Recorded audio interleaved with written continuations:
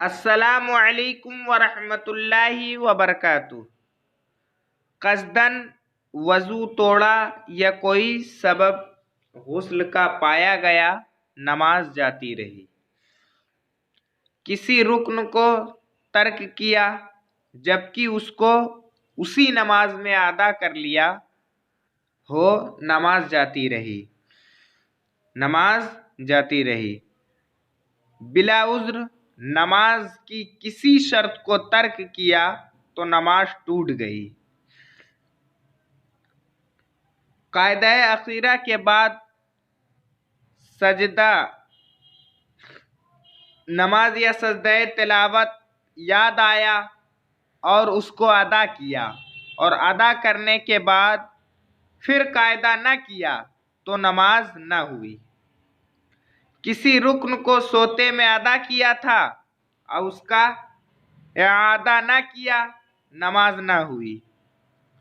नमाज में सांप बिच्छू मारने की सूरत।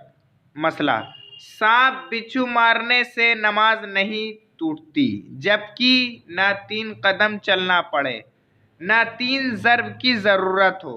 अगर मारने में 3 कदम या ज़्यादा चलना पड़ा या 3 ज़र्ब या ज़्यादा लगाना पड़ी तो नमाज टूट गई। मसला, नमाज में सांप बिच्छू मारने की इजाज़त है अगरचे नमाज टूट जाए। अगरचे नमाज टूट जाए।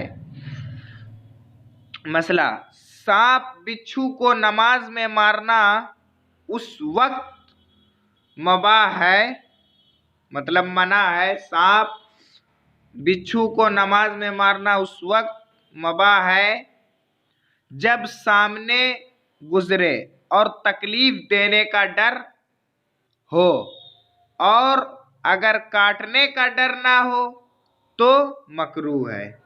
मसला, एक रुक्न में 3 बार खुजलाए से नमाज टूट जाती है। एक रुक्न में 3 बार खुजाने से नमाज टूट जाती है, यानी यूं कि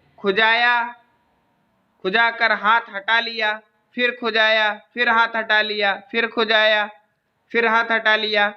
अगर एक बार हाथ रख कर कई मर्तबा खुजाया तो एक ही मर्तबा खुजाना कहा जाएगा और उससे नमाज न जाएगी। मसला, तकबीरात इंतकाल में अल्लाह के अलिफ को या अकबर के अलिफ को खींचा और अल्लाह या अकबर की बा के बाद अलिफ बढ़ा दिया कि अकबार हो गया, तो इन सब सूरतों में नमाज टूट गई। इन सब सूरतों में नमाज टूट गई। और अगर तकबीर तहरीमा में ऐसा किया तो नमाज शुरू ही न हुई। क़िरात या इज़कार नमाज में ऐसी गलती जिससे माना फासिद हो जाए, नमाज तोड़ गई। नमाज टूट गई। नमाजी के आगे से चाहे आदमी गुजरे या जानवर, नमाज नहीं टूटती। आदमी के सामने से, नमाजी के सामने से आदमी गुजरे या जानवर, गुजरने वाला बहुत गुनहगार है। अगर नमाजी के सामने से जाने वाला जानता कि इसमें क्या गुनाह है तो 100 बरस खड़ा रहने बल्कि ज़मीन में धंस जाने को अच्छा समझता, और नमाजी के आगे से न गुजरता। अगर मैदान में नमाजी के सामने से 3 गज छोड़कर आगे से गुजरे तो हर्ज नहीं, लेकिन घर और मस्जिद में ऐसा नहीं कर सकता। घर और मस्जिद में ऐसा नहीं कर सकता। नमाजी के आगे अगर सतर हो, 17 के पीछे से गुजरने में कोई हर्ज नहीं। 17 के माना ऐसी कोई चीज जिससे आड़ लगाया जाए। 17 एक हाथ ऊंचा और एक उंगुल मोटा हो काफी है, और ज्यादा से ज्यादा 3 हाथ ऊंचा। 17 दाहिनी बाहों के सामने गाड़ना अफजल है। मतलब मसला 17 दाहिनी बाहों के सामने गाड़ना अफजल है। 17 एक हाथ ऊंचा और एक उंगुल मोटा हो काफी है, ज्यादा से ज्यादा 3 हाथ ऊंचा हो,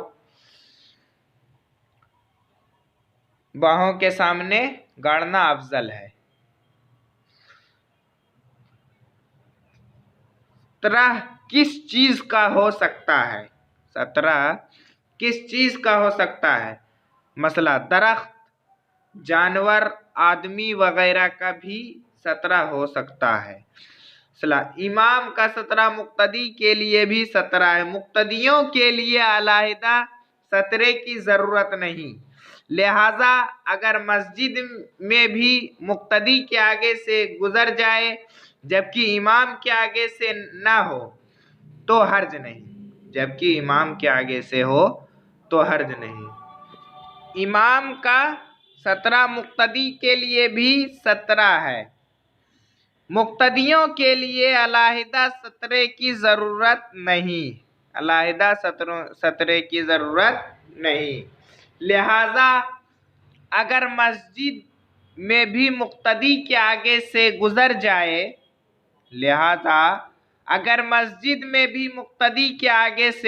गुजर जाए जबकि इमाम के आगे से ना हो